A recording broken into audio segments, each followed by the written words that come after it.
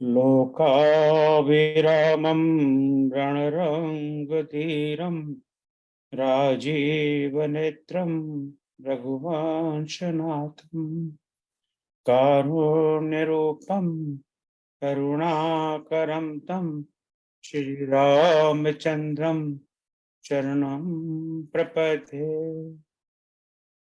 मनोजवं मारुततुल्यवेगं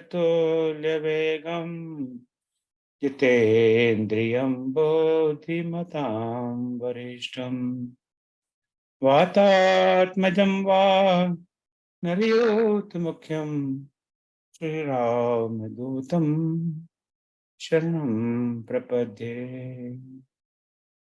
श्रीरामदूतं शरणं प्रपद्ये। श्यावर रामचंद्र भगवान की जय। उमापति महादेव की जय। पवन सुत हनुमान की जय। श्री कृष्ण कन्हैया लाल की जय। जय श्री जय जय श्री राम। भाई और बहनों, मैं आपका स्वागत अच्छा मई कार्यक्रम में। तो बड़े हर्ष के साथ मैं आज के हमारे आदरणीय वक्ता श्री मनोज कुमार श्रीवास्तव जी को आमंत्रित कर रहा हूँ। आज मेरा ये तीसरा अवसर है इनको सुनने का।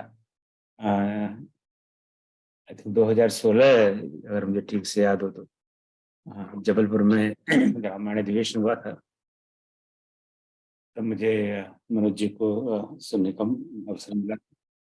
उसके बाद में जो अभी रामायण कॉन्फ्रेंस भोपाल में हुई थी, वहाँ पर मुझे तो अवसर मिला था।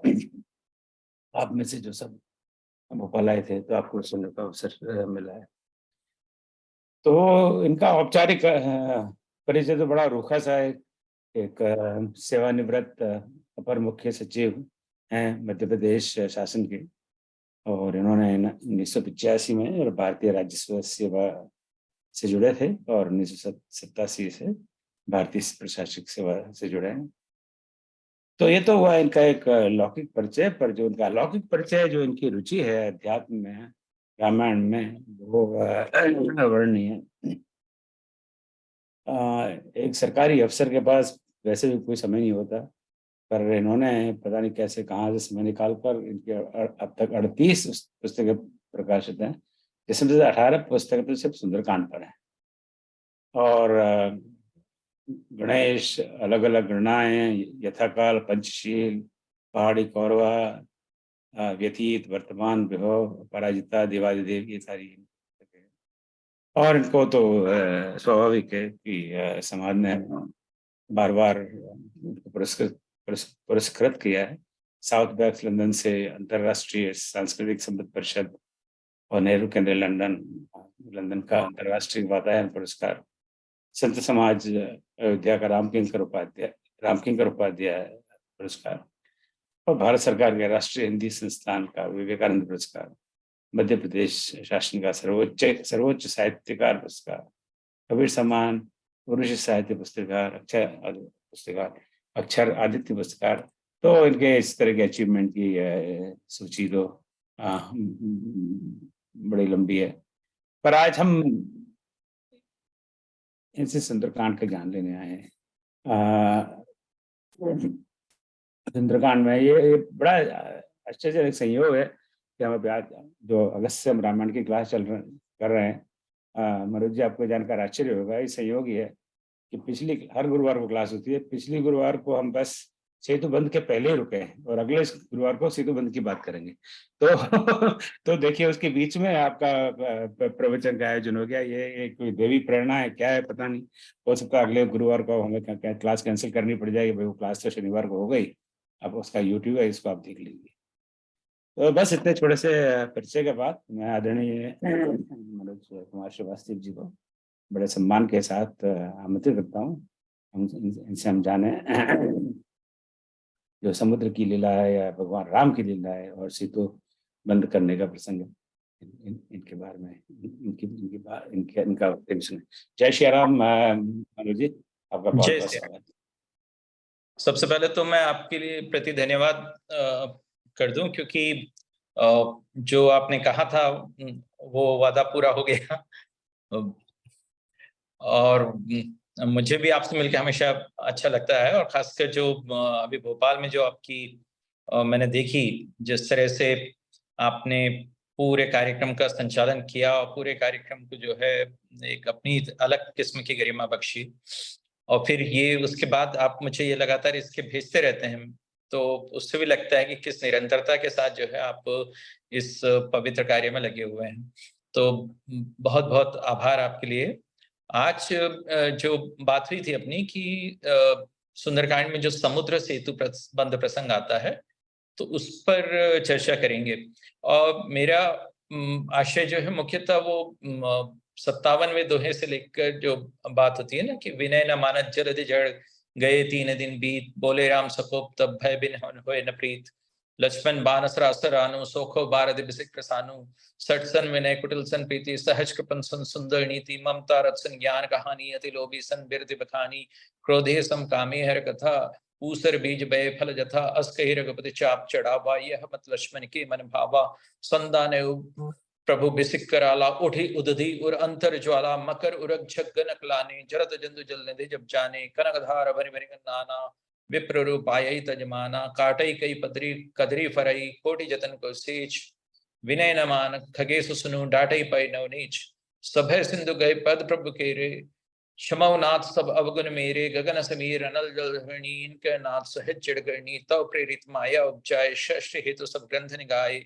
प्रभु आय सुख चह कह रस जसहि, सो सुख है भांति रहे सुख लही, प्रभु भल कीन मोहि सिक दीने, मर्यादा पुनि तुमरी कीने, ढोल गवार सूत्र पसुनारी, सकल ताड़ना के अधिकारी, प्रभु प्रताप में जाब सुखाई, उतरह कटकुन मोर बढ़ाई, प्रभु अज्ञा पैल शुद्ध गाई, करो सब बेगी तुम्हें सुहाई, सुनद बिनीत वचन अति, क्रह कपाल मुस्काई, चह विद्युत्री कपिकट को तात सुकहो पाई, नाथ नील नल कपिदो भाई, लड़काई रिखे आसिक पाई, तिनके परस के किरे किए गिरे भारे, तरि है जल्द प्रताप तुम्हारे, मैं पुनि उर्धरि प्रभु प्रभुताई, करिह बलन मान सहाई, अहिबदनाथ पयोधि बदाई, चेह सुलोक गई, ऐसर मम उत्तर तटवासी, हतव नाथ खल नरग्रासी, सुनी कृपाल सागर मन पीरा, तुरत हरि राम रंधीरा, देख राम बल पौरख भारी, हर के पयन भय सखारी, सकल चरित कही प्रभु सुनावा, चरण बंदि पादों से धावा। ये जो पूरा का पूरा जो प्रसंग है, इस पर मैं चर्चा करूंगा, क्योंकि इसमें मैंने पाया है कि बहुत सारी कुछ ऐसी चीजें हैं जैसे खासकर वो पंक्ति जो आती है, ढोल गंवार शूद्र पशु नारी सकल ताड़ना के अधिकारी, उसको लेकर भी कई तरह के प्रवाद, कई तरह की जो है ऐसी चीजें फैलाई गई हैं कि जो हमारी जो संवेदना पर ही नहीं, हमारी संस्कृति पर भी आघात करती हैं। तो इसलिए जरूरी था कि इस विषय पे बात करें। राम कथा में जो समुद्र सेतु बंध प्रसंग है, दरअसल आप ये देखें कि ये प्रसंग यूं है कि राम जो है समुद्र से जाने का रास्ता चाह रहे थे, और विभीषण ने जो है उनको सलाह ये दी थी कि समुद्र तो तुम्हारा कुलगुरु है, और इसलिए उसके पास जाकर जो है आप प्रार्थना करो और वो मार्ग देगा। 3 दिन तक राम प्रार्थना करते हैं, लेकिन होता कुछ नहीं है। तो वहां से जो है ये पूरी बात अपन शुरू करेंगे।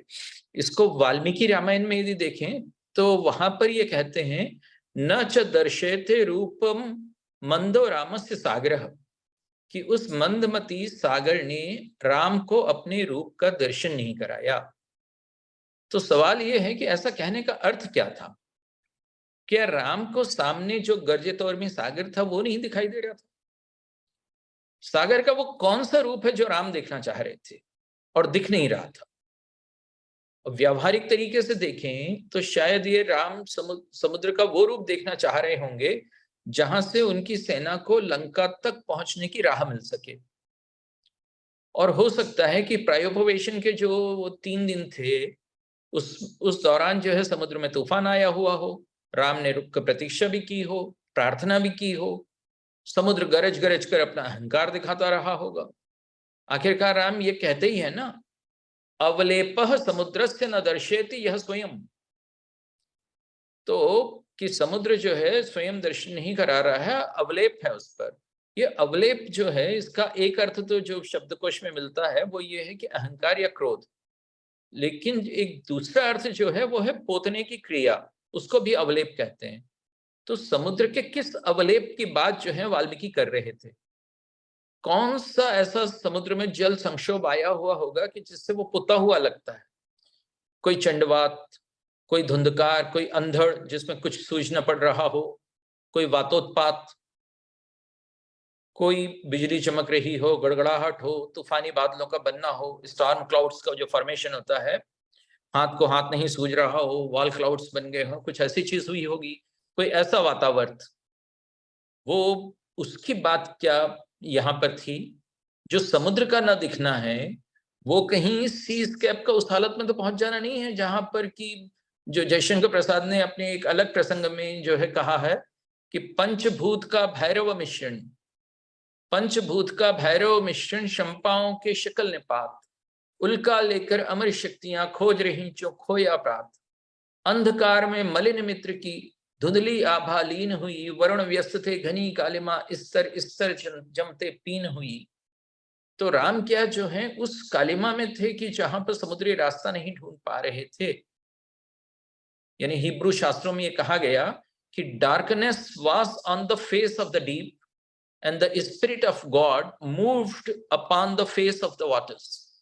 तो ये क्या कुछ वैसी बात थी, या कि इस व्यावहारिक स्तर से अलग इस प्रसंग में कोई दूसरा द्वंद्व भी चल रहा है जिसमें समुद्र की आधी दैविकता या आधी भौतिकता की बात हो, और उस अस्पष्टता में जो है राम को समुद्र का रूप न दिखने की नाराजगी हो कि समुद्र क्या सिर्फ एक कमोडिटी, एक वस्तु है, या कि उसका एक अपना अध्यात्म है? समुद्र एक वस्तु है या कि उसका एक व्यक्तित्व है? और क्या समुद्र की व्यक्ति सत्ता जो है वो इतनी असंभव है? राम जो है पृथ्वी नामक जिस ग्रह पर अवतार लिए हैं वो भी एक समुद्री ग्रह है, और यदि वो इस स्थिति में आ गए हैं कि उन्हें समुद्र में रास्ता ढूंढना है, तो मैं कई बार देखता हूं कि जो ग्रंथ होते हैं वो एक दूसरे से कितना मिलते हैं। बाइबल में भी यही कुछ कहा गया है। बाइबल में एक साम है जो कहता है कि thy way was through the sea, thy path through the great waters. तो राम को भी जो है इसी समुद्र पर सेतु बनाना है, इन्हीं ग्रेट वाटर्स पर रास्ता खोजना है। और इसलिए आश्चर्य नहीं कि उसको जो है एडम्स ब्रिज कहा गया, इसलिए नहीं कि उसमें आदम जैसा कुछ आदिम था, बल्कि इसलिए कि उसके जरिए राम ने अपने पौरुष को सिद्ध किया था। तो मिल्टन जो है अपने पैराडाइज लॉस्ट में जो है वो एक समुद्र का वर्णन करते हैं और वो कहते हैं a dark illimitable ocean without bound, without dimension, where length, breadth and width and time and place are lost. तो यदि राम को ऐसे समुद्र से पार होना है, सेना सहित पार होना है, तो उसके लिए कुछ सन्निर्माण करना पड़ेगा, और जिनमें इन आयामों की जानकारी जरूरी होगी, लेंथ की भी, ब्रेड्थ की भी, विड्थ की भी, टाइम की भी, प्लेस की भी। तो कुछ विशिष्ट भौतिक विवरण जो है चाहिए, कुछ स्पेसिफिक नॉटिकल डिटेल्स जो हैं वो समुद्र पर सेतु बनाने के संदर्भ में चाहिए। राम कोई जहाज बनाने थोड़ी जा रहे हैं, वो तो सेतु बनाने जा रहे हैं। तो वो स्थिति है जहां पर राम को न च दर्शेते रूप मंदो रामस्य सागरः वाली बात जो है, जो वाल्मीकि कर रहे थे कि मंदमती सागर राम को अपने रूप का दर्शन नहीं करा रहा है, वहां पर ये प्रयत्न है। और इसको याद रखिए, मैंने जानबूझ के इसको सुबह शुरू में बोला है, रूप का दर्शन नहीं करा रहे, क्योंकि बाद में जब वो ताड़ना के अधिकारी वाली बात आएगी ना, तब ये जो दर्शन वाली जो चीज है ये उससे जुड़ेगी। तो राम जो है वो ये कहते हैं, जब वो पाते हैं कि एक अनफ्रेंडली समुद्र सामने है और वो किसी तरह की मदद नहीं कर रहा है, तो वो कहते हैं कि समुद्र समुद्र नहीं है, ऊसर है। ऐसा समुद्र जो कहने को तो विशाल है लेकिन उसके हृदय की कोई विशालता नहीं है, जो अपने विस्तार के अनुसार उदार नहीं है। ऐसा समुद्र जो इतना स्वसीमित है कि दूसरे की पुकार भी जो है उसे पुकारते हुए कहीं खो जाती है। ऐसा समुद्र जिसे लगता है कि राम जो है और उनकी सेना का लक्ष्य जो है उसकी रत्न संपदा है, ऐसा समुद्र जो अपनी कामना में ही रत है और जिसे ईश्वरीय जो है कथा प्रयोजन का कोई अवधान ही नहीं है, ऐसा निर्दय समुद्र है।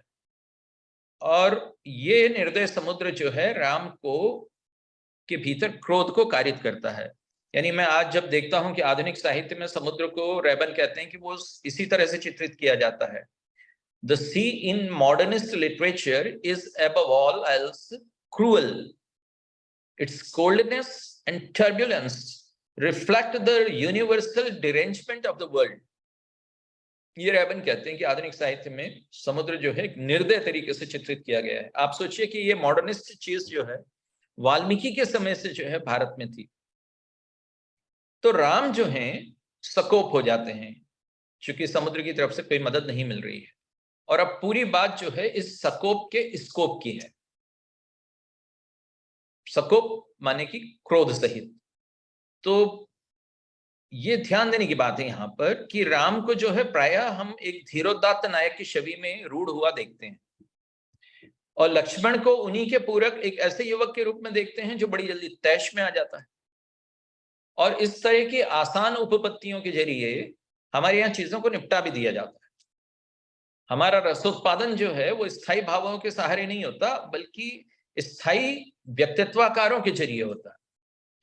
तो हम न जिंदगी को कविता रहने देते हैं और न कविता को गणित होने देने से कोई परहेज करते हैं। तो लक्ष्मण को तो जो है एक बड़े उत्कंठित, उत्तप्त और आकुल अनुज की तरह पेश किया जाता है और राम को एक निरुद्विग्न, एक अव्यग्र, एक स्थिर मनस्क नायक की तरह जो है प्रस्तुत किया जाता है कि जिस पर घटनाओं परिस्थितियों का कोई असर ही नहीं होता। लेकिन वाल्मीकि और तुलसी दोनों ऐसे इकहरे चरित्र चित्रण में कोई रुचि नहीं रखते हैं। ये दोनों भाई एक दूसरे के पूरक हैं। वो ऐसा नहीं है कि एक हमेशा अविकल है और दूसरा हमेशा उद्वेलित है। वो पूरकता यूं है कि जब एक शोभाकुल होता है तो दूसरा उसे संभालता है। कभी जब लक्ष्मण बौखलाते हैं तो राम उसे ठंडा करते हैं और कभी जब राम अधीर होते हैं तो लक्ष्मण उन्हें अपने केंद्र में वापस लौटाते हैं। जब राम को वनवास पर जाने का कैकई निर्णय होता है तो लक्ष्मण उबल पड़ते हैं, राम उन्हें समझाते हैं। जब सीतापहरण होता है तब बुरी तरह विचलित राम को लक्ष्मण संभालते हैं। तो फिलहाल यहां जो है राम गुस्से में आ गए हैं और वो कहते हैं कि लक्ष्मण बाण सरासर आनु सौखो बारद विसिक्रसान। अब समुद्र के प्रति राम का ये जो क्रोध है ये कैसा है? राम तो प्रकृति से प्यार करते हैं और एक आध्यात्मिक अर्थ में हम देखें तो प्रकृति उन्हीं की कृति है। फिर जैसे अवसाद के गहन और सघन क्षणों में कोई रचनाकार अपनी ही रचनाओं को जैसे आग में झोंक देना चाहता है, वैसे ही राम अपने ऐसे मनोवैज्ञानिक अनुशोच में, ऐसे मनोवैज्ञानिक अनुशोक में, ऐसे अपने मनोदाह के वक्त प्रकृति पर ऐसा ही क्रोध करने के लिए प्रस्तुत हो जाते हैं। तो ये क्यों होता है? मैंने देखा पूरे रामायण में कि ऐसा प्रायः तभी होता है जब वे अपनी शक्ति, अपनी प्रकृति से, अपनी पार्थवी, अपनी सीता से वियुक्त हो जाते हैं या उससे मिलने की आस खो बैठते हैं। जब अरण्यकांड में सीता राम को खोजे न मिलती हैं अपहरण के बाद, तब भी राम की यही प्रतिक्रिया थी, उन्होंने ऐसे ही चाप चढ़ाया था। वाल्मीकि बताते हैं उस समय लक्ष्मण के हाथ से धनुष लेकर श्री रामचंद्र जी ने उसे दृढ़ता पूर्वक पकड़ लिया और एक विषधर सर्प के समान भयंकर और प्रज्वलित बाण लेकर उसे धनुष पर रखा। सीता से मिलने में बाधा पड़ती है तो राम अपने आप पे में नहीं रहते। वो जो धरात्मजा है वो उनका आत्म है। वो सिया सुकुमारी जो है इसलिए सुकुमारी नहीं है कि वो कोमलांगी है, वो इसलिए सुकुमारी हैं कि वो राम को सुकुमार मना बनाए रखती हैं, वे राम को कोमल मनस्क बनाए रखती हैं, वे राम की श्रेया हैं और उसी रमा और उसी रामा से राम है। तो जब समुद्र के द्वारा ये असहयोग राम को दिखाई पड़ता है, तो राम शर संधान करते हैं। शर संधान से सामुद्रिक जीव जंतु जो हैं उनकी अकलाहट और ज्वलन जो है वो उत्पन्न हो जाती है, जो समुद्र को पता चलती है। और समुद्र को पता क्यों नहीं चलेगी? आखिरकार जीव जंतु ही समुद्र में नहीं है, समुद्र भी जीव जंतुओं में है। वे जंतु व्यथित हो जाते हैं राम के शर संधान मात्र से, और उसी अनुपात में समुद्र भी विचलित हो जाता है, क्योंकि जिस तरह से बिंदु सिंधु से भिन्न नहीं है, उसी तरह से समुद्री जीव भी समुद्र से भिन्न नहीं है। इसलिए समुद्र को तुरंत अपने पर आए संकट का ज्ञान और भान हो जाता है। अब राम को जो है, जिनको कि समुद्र की उदासीनता जो है पसंद नहीं आई थी, क्योंकि राम का जो है उससे जैसे कनेक्ट ही नहीं हो पा रहा था उस समुद्र से। वो जो टी.एस. एलियट की पंक्तियां आती है ना वेस्टलैंड में, कि on Margaret science I connect nothing with nothing, तो उस तरह की कोई चीज जो है यहां हो रही थी कि जब राम को अपनी ही कृति से, अपनी ही प्रकृति से सहानुभूति नहीं मिल रही थी, और तब राम जो है किसी आत्मदया में उलझने की जगह एक रोष से भर जाते हैं। वे तो ये चाहते रहे होंगे कि इस कठिन घड़ी में प्रकृति उन्हें थपकी दे, उन्हें सांत्वना दे, उन्हें राह दिखाए, लेकिन वैसा कुछ नहीं हो रहा। तो जिस तरह से 10वीं उपन्यास का पात्र जो है, मैक्स को लगता है कि समुद्र एक इविल बीस्ट है और सिनिस्टर है, और उसमें कुछ विद्वेषमय है, has something hostile in it। तो क्रोध के उन क्षणों में राम को भी समुद्र वैसा ही लग रहा है। लोगों ने समुद्र को बहुत रोमांटिकीकृत किया है, लेकिन राम द्वारा समुद्र को इस अवज्ञाकारी, इस उपेक्षाकारी और इस तटस्थ रूप में देखना जो है, वो एक बहुत मॉडर्निस्ट अप्रोच है। यही आधुनिकता बोध जो है वो जयशंकर प्रसाद के मनु में भी झलकता है। जिस तरह से तुलसीदास इसमें कहते हैं ना कि सठ सन विनय कुटिल सन प्रीति, सहज कृपन सन सुंदर नीति। तो वो जो कुटिलता की जो बात करते हैं ना, कुटिल सन प्रीति की, वही बात प्रसाद के मनु भी कर रहे थे कि उधर गरजती सिंधु लहरियां कुटिल काल के जालों सी, चली आ रही फेन उगलती फन फैलाए व्यालों सी। तो मनु और राम दोनों ही अवसाद में हैं, और राम जो है यहाँ उस अवसाद के निराकरण के लिए शरसंधान के वास्ते प्रस्तुत हो जाते हैं। समुद्री जीव जंतु अकुला उठते हैं, और तब समुद्र प्रत्यक्ष होता है। एक विप्र का रूप धारण करके हाथों में अनेक मणियों से भरा हुआ थाल लिए अभिमान को त्याग कर समुद्र सामने आता है। अब इस बात से क्या हमें आश्चर्य होना चाहिए कि समुद्र मानव रूप कैसे धारण कर लेता है। मैं सुसान जोइंगर को पढ़ रहा था, तो वो उसमें लिखती थी कि कभी लोग समुद्र के बारे में ऐसा क्यों लिखते रहे हैं जैसे वो जिंदा हो। उनकी एक पुस्तक है बिकमिंग वाटर, तो उसमें वो कह रही हैं कि how poets write about you as if you are alive. Scientifically it is absolutely true, you are alive, you have a pulse, the waves, and a metabolism, the food chain. You have a personality, a character, a consciousness, and a sense of purpose. और कुछ ऐसी ही बात Anthony हिंग्स जो हैं उन्होंने भी महसूस की, और उन्होंने लिखा कि the ocean has a life of its own, its tides, its whirlpools, its currents and eddies are a testament to its conflicting emotions.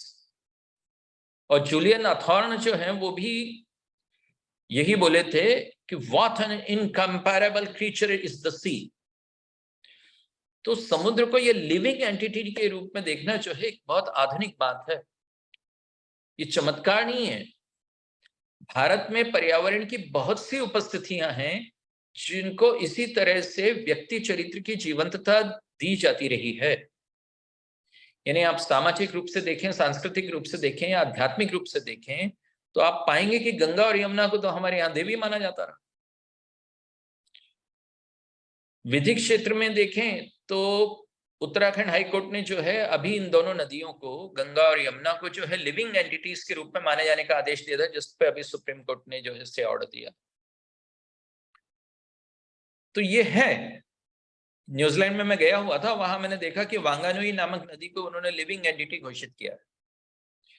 और उसके लिए 1870 से माओरी जनजाति के लोग जो हैं वो न्यूजीलैंड सरकार से मांग कर रहे थे। वो मांग अब जाकर सफल हुई थी जब इस देश की संसद ने उस नदी को जो है ये दर्जा दिया था लिविंग एंटिटी का, क्योंकि माओरी जो है इस नदी को अपनी पूर्वजा मानते थे। और फिर इसी तरह से न्यूजीलैंड के अलावा नाइजीरिया में भी इथियोपिया नदी को ये दर्जा दिलाने का अभियान, जो लिविंग एंटिटी का दर्जा दिलाने का अभियान जो है, वहां पर कुछ एनजीओ ने छेड़ा हुआ है। वहां के जो अर्थ लॉ सेंटर और रिवर इथियोप ट्रस्ट फाउंडेशन है, उन्होंने इथियोपिया नदी को ये दर्जा दिलाने के लिए अपना एक कैंपेन चला रखा है, क्योंकि वहां के देशज विश्वासों में भी ये नदी जो है एक पवित्र स्त्री मानी जाती है। इक्वाडोर और बोलिविया ने भी प्रकृति और पर्यावरण को अपने अपने देशों में जो है जीवित व्यक्ति की तरह संवैधानिक दर्जा दिया। और एक the law of the mother earth, ये बोलिविया ने पारित भी किया है। इक्वाडोर ने तो संपूर्ण पर्यावरण को जो है 2008 में एक संवैधानिक दर्जा दे दिया था लिविंग एंटिटी का, पूरा पर्यावरण ही लिविंग एंटिटी। और वो पहला देश है इक्वाडोर जिसने अपने संविधान में जो है प्रकृति के अधिकार को जो है प्रावधानित किया है, बड़े विस्तृत रूप से किया है। उसका ये कहना है, अपने संविधान में कहना है कि प्रकृति को राइट टू एग्जिस्ट है, राइट टू परसिस्ट है और right to maintain its vital cycles, ये सब राइट उसको प्राप्त है। तो ऐसी बात जो है वो अब दुनिया भर में की जाने लगी है। आपके संयुक्त राज्य अमेरिका ही में ही जो है 2010 में 16 सितंबर के दिन पिट्सबर्ग जो है वो पहला नगर बना था जिसने प्रकृति को लीगल पर्सन घोषित किया था। तो जो बात यहाँ पर है उसका विप्र रूप धारण करके आने की, उसमें यह है कि अधोराशनात्मक विकास तो होना है, लेकिन यदि वो होना है तो प्रकृति के उस स्वरूप के पर्सनहुड का साक्षात्कार किए बिना नहीं किया जा सकता। ये प्रकृति अपने आप में एक धड़कती हुई सत्ता है। न्यू साइंटिस्ट में एक शोध पत्र था जिसे मैं पढ़ रहा था, तो वो बता रहा था कि 3 बिलियन वर्ष पहले से समुद्र एक मेगा ऑर्गेनिज्म था। और ये दृष्टि मुझे अच्छी लगती है कि समुद्र को संसाधन मानने से कहीं बेहतर है कि उसे कुलगुरु या विप्र माना जाए, उसे लिविंग एंटिटी माना जाए।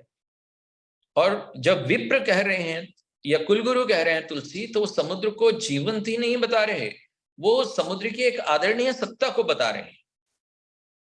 प्रकृति की कृतियों के उपयोग का एक तरीका यह है कि जिससे बायोटिक नुकसान हो और मकर उरग झग गन अकलाने वाली स्थिति आ जाए, जरद जंदू वाली स्थिति आ जाए, वो है एक तरीका। लेकिन एक दूसरा तरीका है जिसमें प्रकृति के पर्सनहुड का साक्षात्कार कर ऐसा रास्ता निकाला जाए कि काम भी सध जाए और प्रकृति की क्षति को भी न्यूनतमीकृत किया जा सके। तो मैं सोचता हूं कई बार कि उस समय जब इतनी बड़ी परियोजना हाथ में ली गई होगी समुद्र पर जो है पुल बनाने की, तो क्या एनवायरमेंटल इंपैक्ट असेसमेंट जिसे आज हम कहते हैं, पर्यावरणीय प्रभाव का आकलन, वो उतनी बड़ी परियोजना के दौरान नहीं हुआ होगा? यदि वो नहीं हुआ होता तो ये बात आती ही नहीं कि संधाने प्रभु विसिक कराला उठी उदधि और अंतर ज्वाला जरत जंदु जल निधि जब जाने मकर उरग छक्कन अकलाने, ये बात आती ही नहीं। इसका मतलब है कि ये सोचा गया होगा। समुद्र में रत्न हैं, लेकिन राम ने रत्न नहीं मांगे थे, रास्ता मांगा था। राम ने कनक थाल मांगा ही नहीं था, कृपा मांगी थी, और वो भी विनय पूर्वक मांगी थी। लेकिन जो नहीं मांगा था उसको लेकर समुद्र प्रस्तुत हो गया है, स्वेच्छया ले आया है। मुझे लगता है कि वो जो बिन मांगे मोती मिले वाली जो बात है ना, वो यहीं से शुरू हुई होगी। अब समुद्र ये जो प्रस्तुत हुआ है ये भयभीत है। ये कहा गया है कि सभय सिंधु गहि पद प्रभु के रे, तो समुद्र का ये भय किसका है? बृहदारण्यक उपनिषद का एक सूत्र है, द्वितीया द्वये भयम भवति, कि ये भय जो है वो प्रकृति और पुरुष के बीच के द्वैत से पैदा हुआ भय। ये समुद्र का सभय होना, सभय सिंधु गहे पद प्रभु केरे, ये उस समुद्र का सभय होना मनुष्य और प्रकृति के बीच में पड़ गई जो फाक है, जो फर्क है, जो फासला है, उसका प्रतीक है।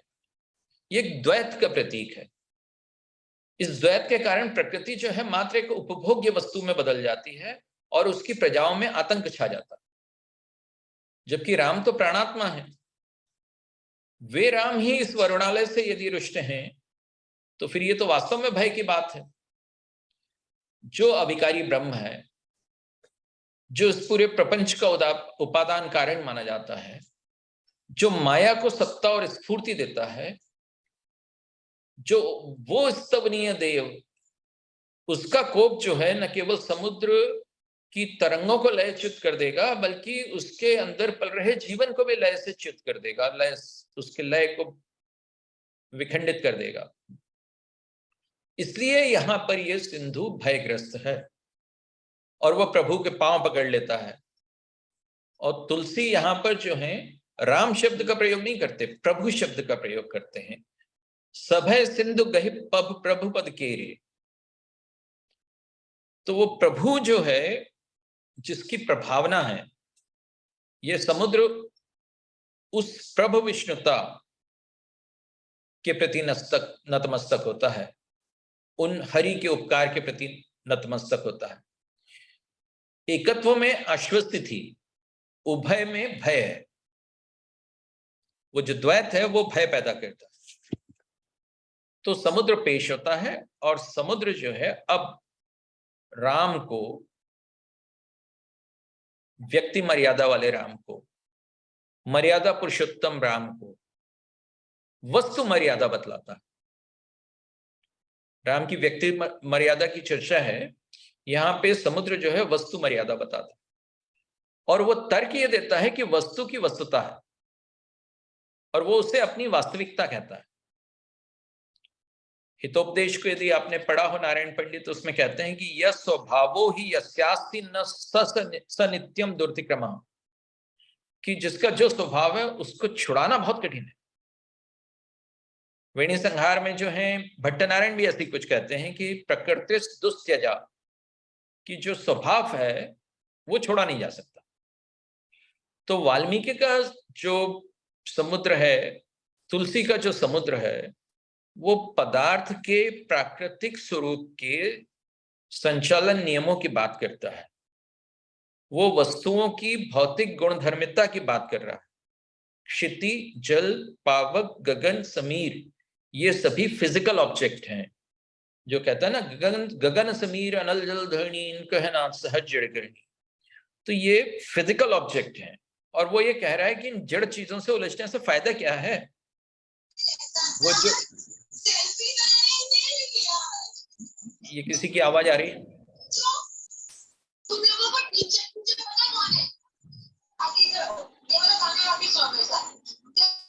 ये कोई शकुंतला श्रीवास्तव जी की आवाज आ रही है।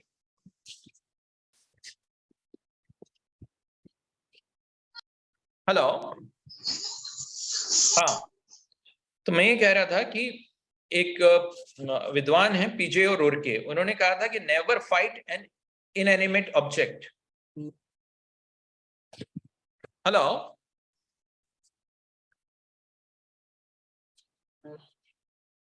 हेलो जी, आप बोलिए। हाँ, आप बोलिए जी। हाँ, मनोज जी। तो वो ये कह रहा था मैं कि वो रुरके जो है उन्होंने ये कहा था कि never fight an inanimate object. और पीटर बेंचली जो है उनका भी यही कहना था कि I don't believe in blaming inanimate object for everything और फॉर एनीथिंग।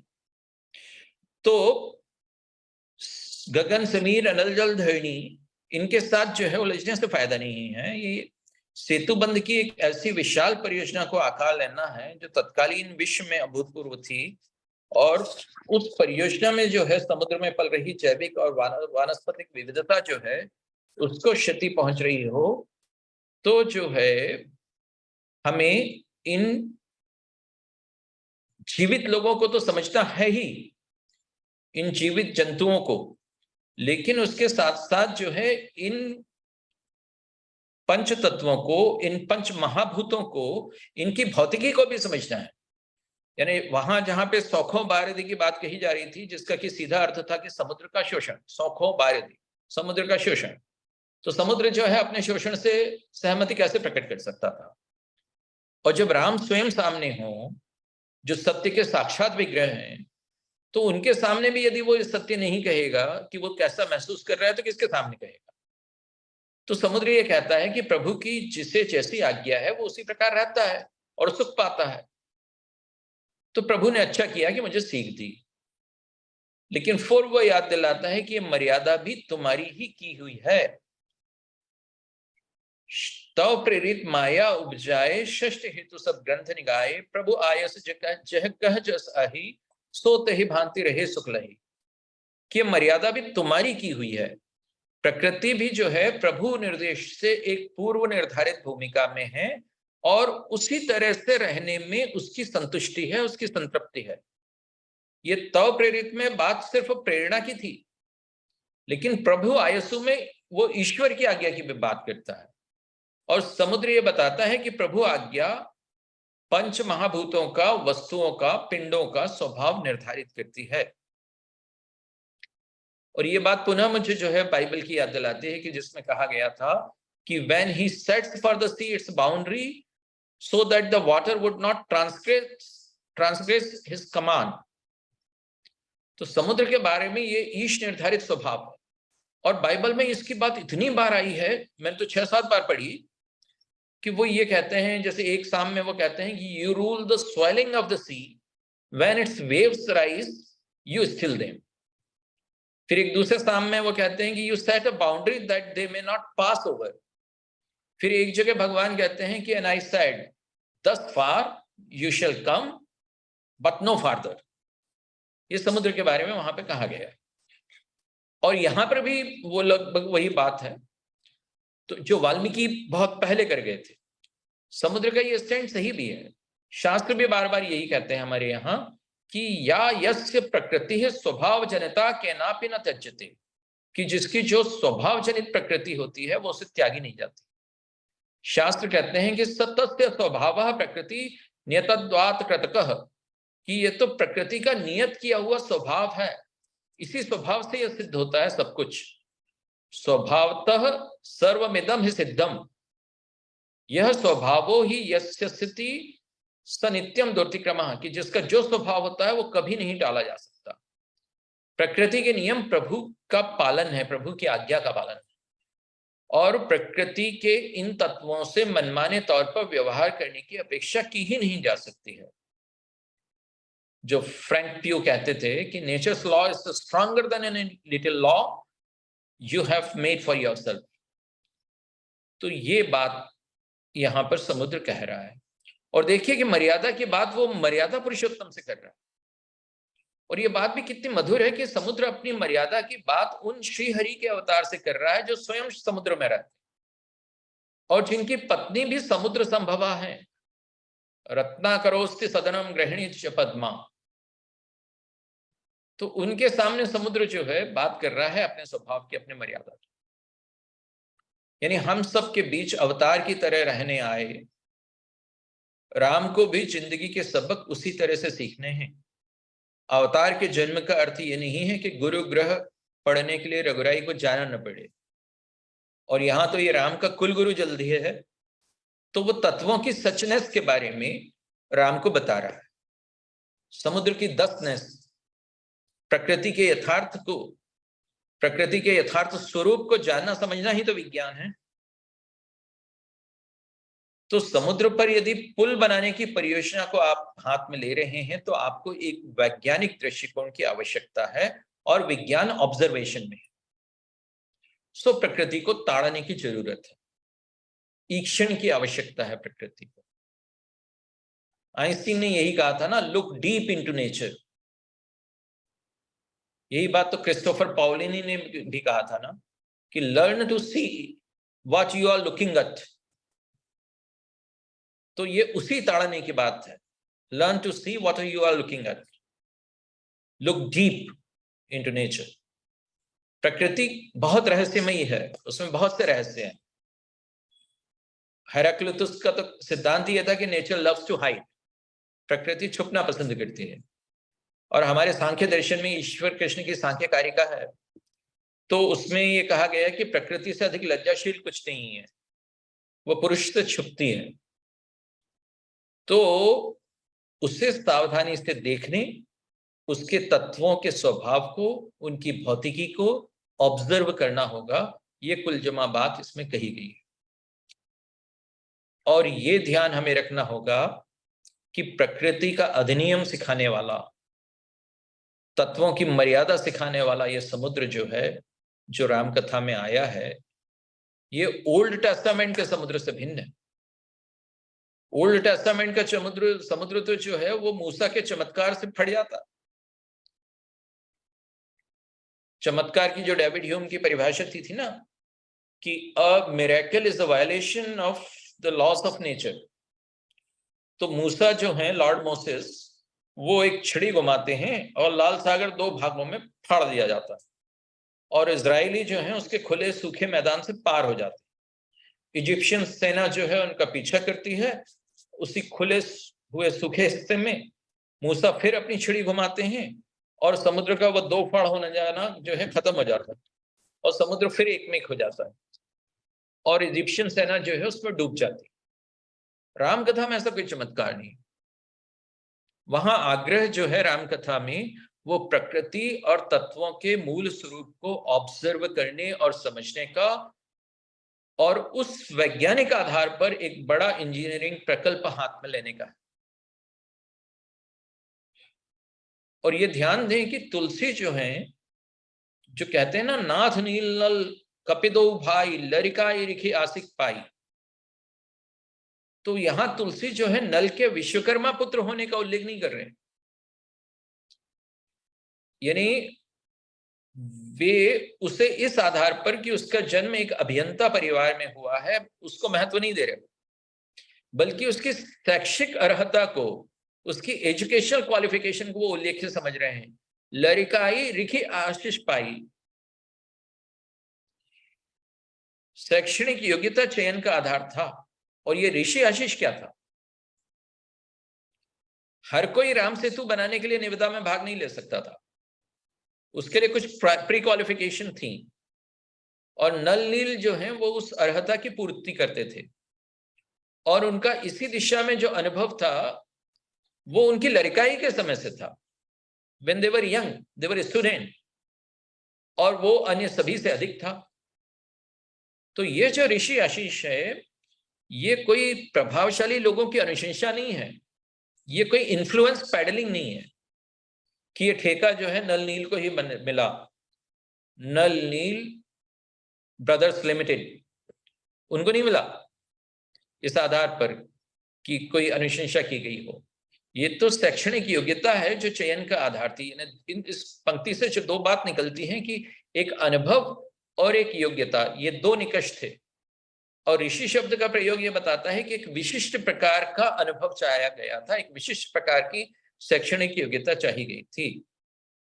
ऋषि स्वयं भी जो हैं उसी तरह से थे। उनका जो अनुभव था वो प्रकृति से साक्षात्कार का ही अनुभव नहीं था, प्रकृति से साक्षात्कार साहचर्य का एक जीवनानुभव था, क्योंकि वो वन में रहते थे। प्रकृति के स्थापत्य का एक वैशिष्ट्य है उस में फ्लोइंग नेचर ऑफ स्पेस, उसको पकड़ना है। और ये एक ऐसी विशेषता है जो आगे चलकर राम सेतु के पत्थरों के फ्री फ्लोइंग होने का आधार निर्मित करेगी।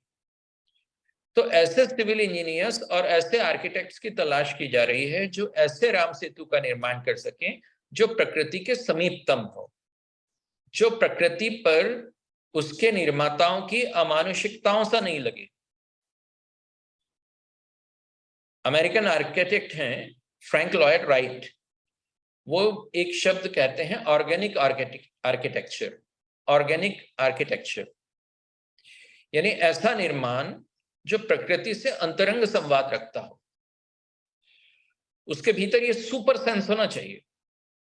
तो आज राम सेतु जो है, हम जब देखते हैं कि वो इतना प्राकृतिक है, और उसके प्राकृतिक होने के लोग अलग अलग कारण भी बताते हैं कुछ लोग कहते हैं कि ये लॉन्ग शोर ड्रिफ्टिंग के कारण हुआ, कुछ कहते हैं कि ब्लॉक फॉल्टिंग के कारण हुआ, कुछ लोग कहते हैं कि ये जो है मेंटल प्लूम एक्टिविटी के कारण हुआ। उसको इस आधार पे प्राकृतिक बताते हैं। हालांकि कोई भी थ्योरी जो है पूरी तरह से मान्य थ्योरी नहीं है। लेकिन जो है भारत के दक्षिण पूर्व में रामेश्वरम और श्रीलंका के पूर्वोत्तर में मन्नार द्वीप के बीच में जो है उथली चट्टानों की जो एक श्रृंखला है, उसको आज वैज्ञानिक भी ये कहते हैं कि एक अति मानवीय उपलब्धि है, सुपर ह्यूमन अचीवमेंट है। इस क्षेत्र में समुद्र इतना उथला क्यों है? क्या समुद्र इसी ऑब्जर्वेशन की बात कर रहा था, इसी ताड़ने की बात कर रहा था कि पहले देखो किस क्षेत्र में पुल बनाना उचित होगा? क्योंकि ये जो पुल है, समुद्र में इन चट्टानों की गहराई जो है सिर्फ 3 फुट से लेकर 30 फुट के बीच में कैसे? और वैज्ञानिक ये भी बताते हैं कि ये पत्थर कहीं दूर से लाए गए। 15वीं शती तक जो है इस सेतु का उपयोग एक रास्ते की तरह किए जाने का उल्लेख मिलता है 15वीं शती तक। यानी 1400 ईस्वी के तूफान के बाद जो है लोग बताते हैं कि ये सेतु जो है पानुई के नीचे हो गया। और जितने भाषाई साक्ष्य मिलते हैं वो सब इससे राम से जोड़ते हैं। Professor SM. रामासामी हैं, वो भारतीय दर्शन विश्वविद्यालय के रिमोट सेंसिंग केंद्र के वैज्ञानिक हैं। उनके नेतृत्व में एक दल गया था, तो उसने ये निष्कर्ष निकाला कि as the carbon dating of the beaches रफली matches the dates of Ramayan, its link to the epic needs to be explored, ये उन्होंने कहा था। तो इस सेतु बंधन को जो है दूसरी परंपराएं जो हैं वो मनुष्य की पहचान के रूप में ह्यूमन आइडेंटिटी की तरह देखने के लिए बाध्य हुई, और इसीलिए उसको एडम्स ब्रिज कहा गया। यानी कुछ प्रारंभिक जो इस्लामी स्रोत हैं वो श्रीलंका में एडम्स पीक, आदम शिखर नामक पर्वत का जिक्र करते हैं, आदम के पर्वत का, जहां स्वर्ग से वो धरती पर गिरा था और फिर यहीं से वो भारत होता हुआ इस सेतु के जरिए जो है पहुंचा था। और ये सेतु जो है अपने पुरानेपन के कारण, बाबा आदम के जमाने की चीज होने के कारण एडम्स ब्रिज कहलाया। ये बात जो है विवाद में है कि ये उस कारण है कि अपने आदिकालीनता के कारण आदम का सेतु है, कि कुछ तो है कि हर परंपरा में ये उल्लेख्य है।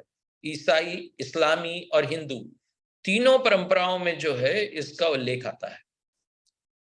लेकिन जो महत्व की बात है कि किसी अन्य परंपरा में ये कैसे बना, इसका जिक्र नहीं है, सिर्फ भारतीय परंपरा इसका उत्तर देती। एडम्स ब्रिज का ये जो नाम चल रहा है ये भी बहुत हाल में हुआ है, यूरोपीय कार्टोग्राफरों की देन है। ये नाम मुस्लिम या ईसाई जो है पुराने ग्रंथों में नहीं आता। 9वीं शती में जो है आता है ये, जब इब्न खुर्दाद बेह जो है अपनी पुस्तक में सेत बंधाई शब्द का उल्लेख करते हैं। उनकी पुस्तक है सड़कों और साम्राज्यों की किताब, 885 ईस्वी के आसपास की है ये। फिर 1804 में एक ब्रिटिश कार्टोग्राफर आते हैं, वो इसको एडम्स ब्रिज का नाम देते हैं। ये 1804 में देते हैं वो, जबकि 1747 में एक डच कार्टोग्राफर आया था, उसने इसको रामान कोइल कहा था।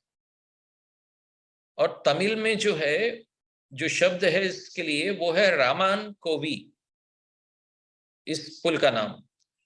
तो 1788 में भी जे रेनल्व जो है इसे राम मंदिर का क्षेत्र बोल रहे थे, और मार्को पोलो जो है वो जब आए थे तो उसको उन्होंने सेतु बंध के नाम दिया था, और श्वार्ट्जबर्ग ने भी इसको वही नाम दिया था, सेतु बंध। तो इस सेतु की लोकप्रियता बहुत है। मुझे जो इसका मानवीय रूप से जो महत्व लगता है वो ये कि ये जो सेतु है ये नल नील 2 भाइयों के द्वारा बना। सुग्रीव, बाली, रावण, विभीषण जैसे भाइयों के द्वंद्वात्मक संघर्षों के बीच में, द्वंद्वात्मक संबंधों के बीच में, ऐसे संबंधों के बीच में कि जहां वो एक दूसरे के खून के प्यासे हैं, उनके बीच में राम कथाकार जो है नल नील के रूप में 2 भाइयों के ऐसे सहयोग की कथा रचते हैं जो पुल बनाते हैं। राम लक्ष्मण के रूप में जो एक नर बंधुत्व है, तो नल नील के रूप में जो है एक वानर बंधुत्व सामने आता है। और सेतु बंधवाते समय बंधुत्व का उल्लेख किया जाना बंधुत्व के सेतु को रेखांकित करता है। और मिलिट्री इंजीनियरिंग के इस प्रोफेशनल काम में भातृ प्रेम की ये जो सरिता, ये जो सरसता जो है हमारी रामकथा ने बहाई है, वो इसको मानवीकृत करती है, ह्यूमनाइज करती है। इसलिए जो है फिर वो ह्यूमन का नाम एडम स्क्विश वो सार्थक होता है। यहीं तक मुझे कहना था। प्रणाम, धन्यवाद।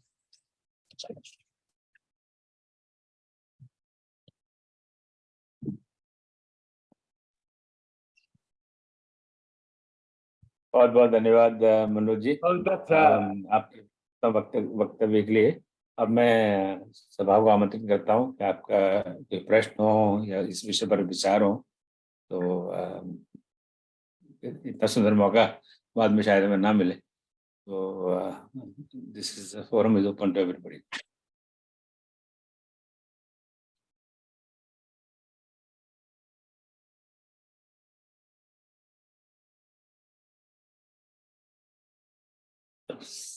सब सोच रहे हैं, समझने की कोशिश कर रहे हैं कि आपने क्या कहा इतनी देर से। निशब्द हो गए हैं, इनके जिस तरह का विवरण दिया है उससे बिल्कुल निशब्द हैं। यही मैं कह रही हूँ, मनन में डूब गए हैं। आदरणीय मनोज श्रीवास्तव जी ने गहराई से इसका विवेचना की, सेतु और पुल दोनों में अंतर बताया, और अंत में जो उन्होंने बताया कि रावण और विभीषण की शत्रुता, बाली और सुग्रीव शत्रुता को दिखाते हुए, और नल नील की दोनों भाइयों की मित्रता, उनका योग करके दिखाया। और भी बहुत सारे उदाहरण देकर उन्होंने अपने वक्तव्य को, भाषा वस्तु उनकी इतनी अच्छी थी, उनके वक्तव्य में जो उच्चारण की मधुरता थी, या उच्चारण की जो बिल्कुल सरलता थी, वो बिल्कुल मनमोह लिया। अच्छा था, सब मिला के बहुत बढ़िया रहा। और ये बात सही है कि लोग निशब्द हो गए कि किस तरह से इसको बताएं कि कितना अच्छा था। मेरा एक प्रश्न है, जिज्ञासा है तो नहीं है। श्रीवास्तव सर नमस्कार आपको। नमस्कार नमस्कार नमस्कार। सुन रहे हैं? हाँ सुन रहा हूँ, थोड़ी सी आवाज गूंज रही है आपकी। अच्छा, मैं भोपाल का वासी हूँ, मैं कई बार आपको सुन चुका हूँ। आपका सुंदरकांड का एक हमारे पास है भी, आधा अच्छा, पढ़ा, अच्छा। आधा पढ़ने के बाद मेरी हिम्मत पढ़ने। हाँ। तो मेरा सर ये है कि जो नल नील के बारे में ये कहा जाता है, जो संत कथा है क्या, कि उनको श्राप दिया कि जो पत्थर पे हाथ लगाएंगे वो पत्थर पानी में डूबेगा नहीं। इसका क्या रिलीजन? हाँ, ये बड़ा दिलचस्प चीज है जो आप बता रहे हो कि नल नील को जो है शाप मिला था। लेकिन क्या होता है कि यानी समय के प्रवाह में जो है कुछ ऐसा होता है कि कई शाप जो हैं वर बन जाते हैं। तो नल नील को जो है, जैसे नारद ने श्री हरि को शाप दिया था ना कि पृथ्वी को युगों युगों तक प्रेरणा देने वाला राम का चरित्र ही नहीं मिला उस शाप से, बल्कि वानर और हनुमान जैसे जो है नल नील जैसे लोग मिले। याद है नारद ने शाप दिया था श्री हरि को कि तुम अवतार लोगे और जो है ये वानर जो है तुम्हारी मदद करेंगे।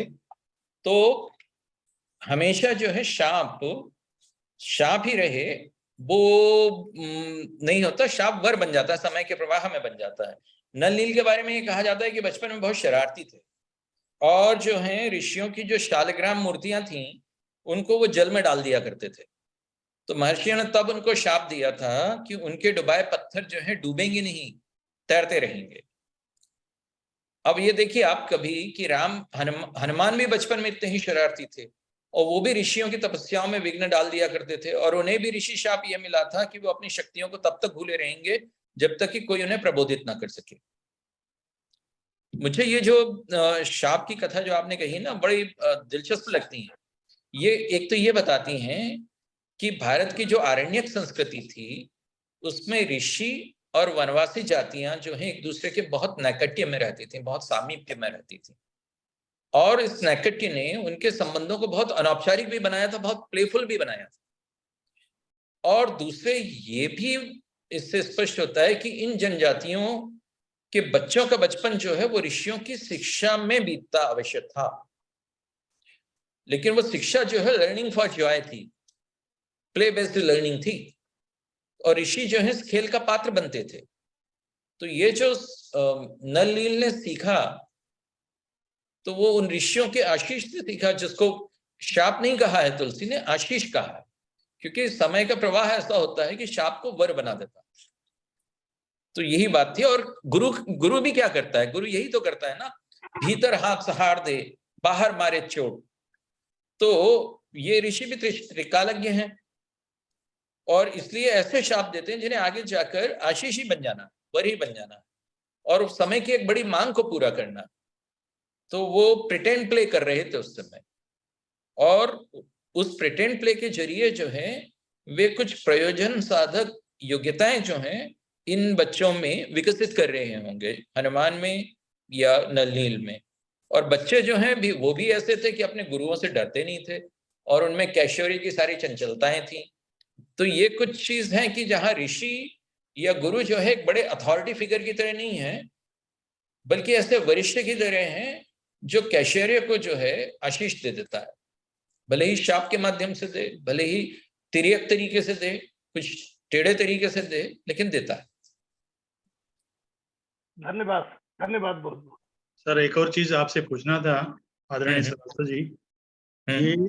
नल नील के द्वारा स्पर्श किए गए पत्थर तैरते थे, या पत्थरों का गुण था, या उनके स्पर्श में था? ये कथा है, रूपक है जी कई बार क्या होता है, हमें मेटाफर के भीतर का सत्य देखना पड़ता है। यानी मेटाफर तो जो है वो गोचर के भीतर जो अगोचर है उसकी ओर इशारा करता है। तो हमें जो है उसको लिटरली नहीं लेना चाहिए कि ऋषियों ने आशीष दिया, लेकिन ऋषियों ने कुछ तो ऐसा जरूर किया है, कोई ऐसी विद्या तो जरूर दी है उन्हें। ऋषि आशीष का मतलब यही होता है कि उनको जो है दीक्षांत में कोई डिग्री दे दी गई होगी, जिसमें उन्होंने इस तरह की क्वालिफिकेशन जो है अर्जित कर दी गई होगी कि अपने भीतर जो है क्षमता का विकास जो है उन्होंने ऋषि के सानिध्य में रहकर कर लिया होगा, और एक प्रवृत्ति होगी जो इस अनुशासन में जो है निखर कर कला बन गई होगी, तो या विज्ञान बन गई होगी। तो एक तो वो चीज है। दूसरी चीज ये है कि पत्थर जो हैं वो इस तरह से ढूंढे भी जा सकते थे कि जो पत्थर जो हैं तैरते हों, उस नेचर के पत्थर होते हैं कुछ, तो वैसे पत्थर जो हैं हो सकता है कि ढूंढे गए हों। तो दोनों ही चीजें हैं। उन पत्थरों को जो कि एक थ्योरी ये बताती है कि राम सेतु में जो पत्थर इस्तेमाल किए गए हैं वो ज्वालामुखी के लावे के पत्थर हैं। जी जी, मैंने भी ऐसा पढ़ा है, उल्लेख है कि वो पत्थर हाँ। ऐसे हैं कि अंदर से पोरस है। हाँ, माने कोरल रीफ वाला प्रमेय तो उचित नहीं है, क्योंकि कोरल रीफ एक सीध में नहीं उगते, लेकिन जो प्यूमिक पत्थर होते हैं ना, उनकी ये विशेषता होती है कि वो पानी में तैरते हैं। तो लावा के ज्वालामुखी से बाहर आने और ठंडी हवा और समुद्री पानी मिलने पर लावा को एक कोल्ड शॉक मिलता है, जिससे वो फ्रीज हो जाता है। और ऐसे शीतित पत्थर जो हैं वो जो हैं पत्थर को जिसमें कि वो फंस जाती है शीत, तो वो पत्थर को स्पॉन्जी रूप मिल जाता है, पोरस जैसा। तो हाँ, तो वो जो स्पॉन्जी पत्थर है वो तैरते हैं फिर। जी, तो कुछ इस तरह की थ्योरीज चलती हैं सेतु समुद्रम के पत्थरों के बारे में। जी। तो वो कुछ वैसा भी रहा होगा कि नल नील जो है उन्होंने यही ज्ञान अर्जित कर लिया होगा कि ज्योग्राफिकली ये कहाँ मिल सकते। जी, धन्यवाद, प्रणाम करता हूं आपको। प्रणाम।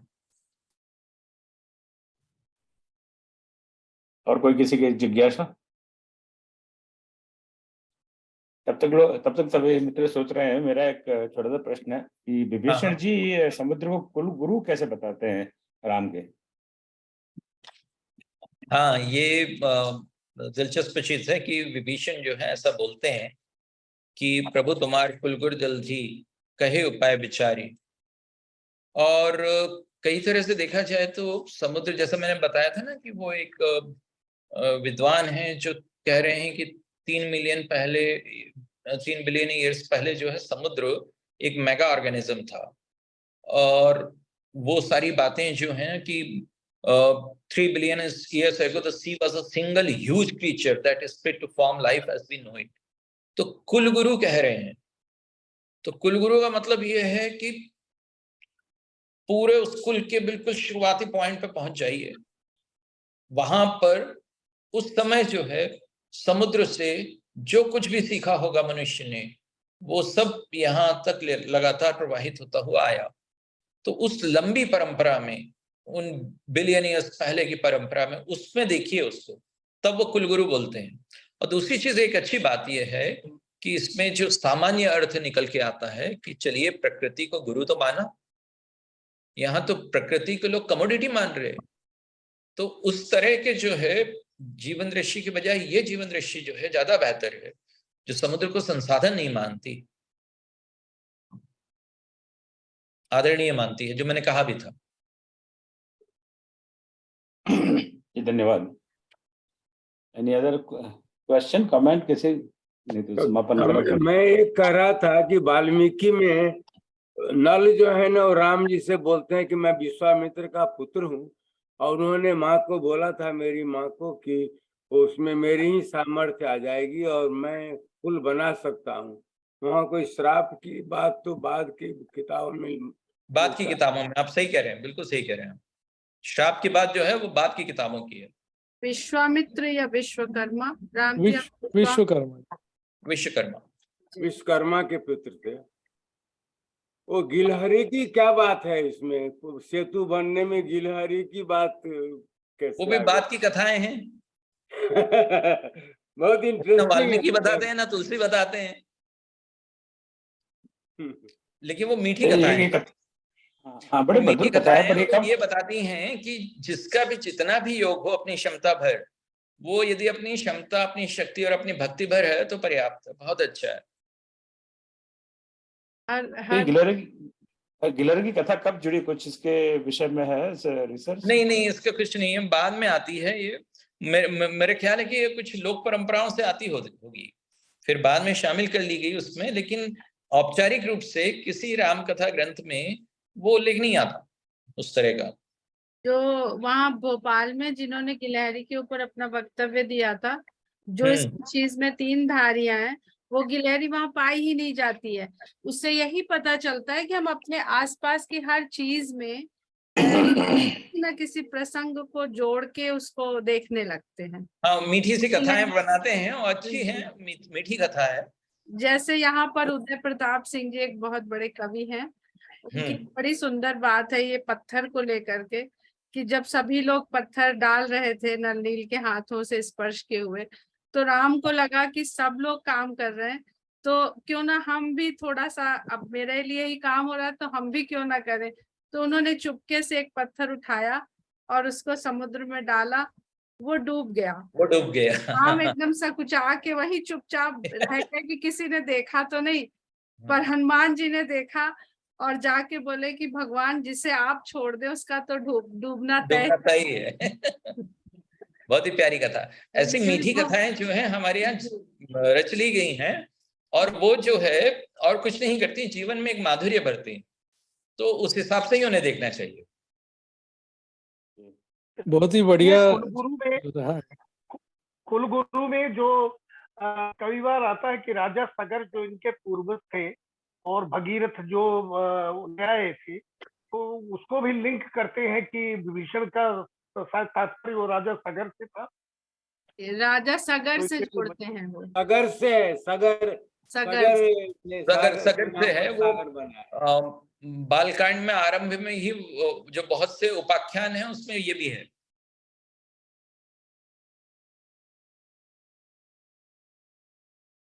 फ्लाइट में होता है ना कि लास्ट कॉल, फ्लाइट उड़ने वाली है, से अब से तो बंद गया है, उस पर चलने की तैयारी करें, पर चलें इसके पहले एक और कोई लास्ट क्वेश्चन? नहीं, क्वेश्चन नहीं, बस आज का बहुत ही अच्छा हुआ। श्रीवास्तव जी से भोपाल में रामायण सम्मेलन के दौरान ही बैठ के चर्चा भी हुई थी लंच के समय में। तो अभी जो वर की बात हो रही है, तो वो वर में तो यानी नल के पिता ने तो ये वर दिया ही था कि यह शिल्प कला में मेरे ही जैसा निपुण होगा, और नल भी आगे कहते हैं कि मैंने अपने पिता की शक्ति पाई है। तो यानी ये बिल्कुल शक्ति पाई है, यानी ये प्रयास है, जिस तरह से आज लोग पढ़ते हैं वैसा ही उस समय उन्होंने पाई है, यानी अर्जित करी है। ये निश्चित ही विद्या है, ये बिल्कुल सही व्याख्या करी आपने, बहुत ही अच्छी। और जो ध्यान देने की बात है कि ये नल और नील जो है ये मिलिट्री इंजीनियरिंग का हिस्सा है। हाँ, ये जो है सिर्फ इंजीनियर नहीं है, वो ये जब युद्ध करने में भी उतना ही निपुण है।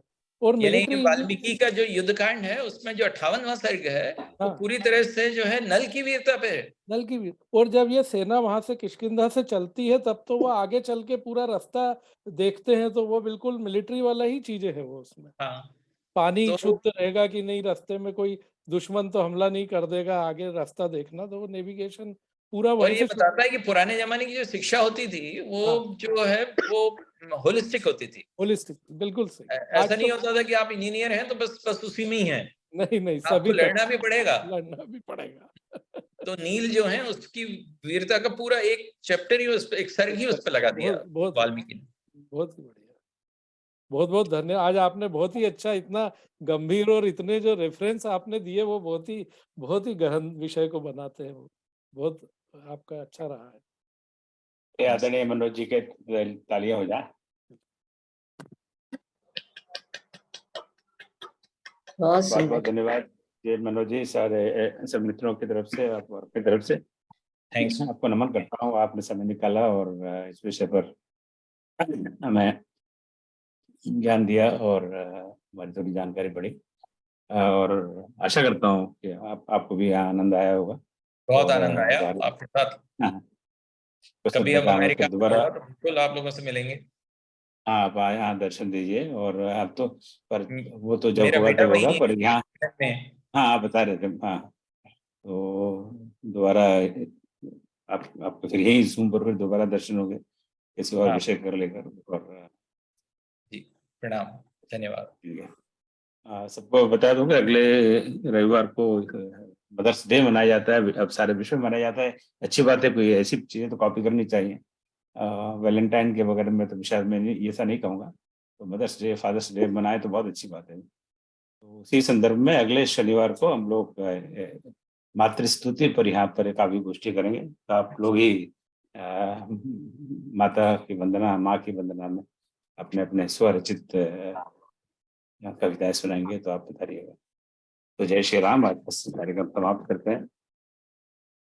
ओम सर्वेषां स्वस्तिर्भवतु, सर्वेषां शांतिर्भवतु, सर्वेषां पूर्णं भवतु, सर्वेषां मंगलं भवतु।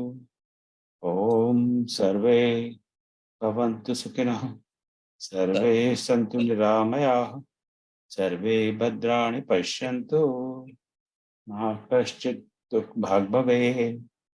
ओम असतो मा सद्गमय, तमसो मा ज्योतिर्गमय, मृत्योर्मामृतं गमय।